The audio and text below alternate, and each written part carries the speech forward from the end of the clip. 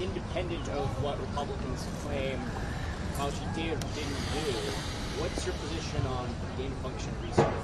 Again, aside from the veracity of those claims. Well, currently, under the and this is why it's very important, and I believe that it is the responsibility of the press to also clarify what you mean by gain-of-function research, because this has been a cause of great conspiratorial accusations that are false, regardless of the people making those accusations knowing the true definition of gain of function. Now, under the P3CO, it is not allowed to enhance the transmissibility or the pathogenicity of a potential pandemic pathogen, and that is defined by a pathogen that has the capacity of creating great morbidity and mortality. So that's already a that's already been settled.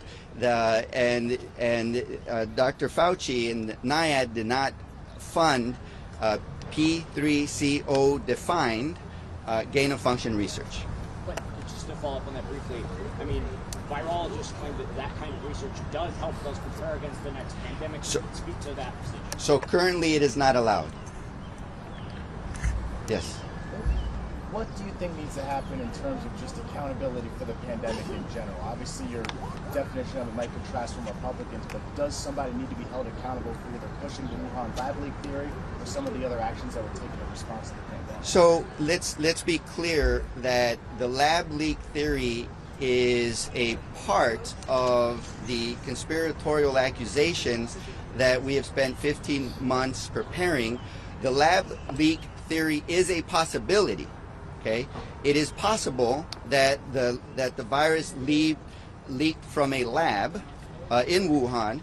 It is also still very possible that the virus came from animal transmission, and we don't have that information. So Democrats have always advocated to address both issues, to find forward-looking solutions to prevent a lab leak by fostering lab safety and transparency with an international accord.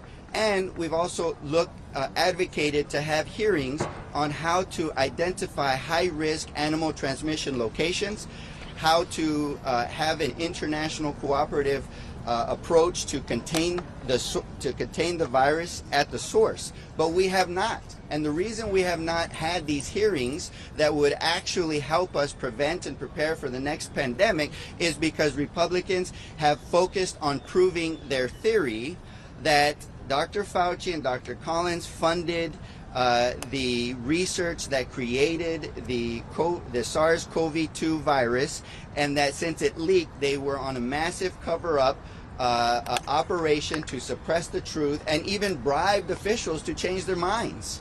That has been what we have spent 15 months through, and countless of interviews, countless of documents, countless of investigative hours to prove through a confirmation bias. So even though the lab leak theory could still be a possibility, it is delinked from all these other conspiratorial accusations around Dr. Fauci, NIAID, and NIH. Can I just add one thing?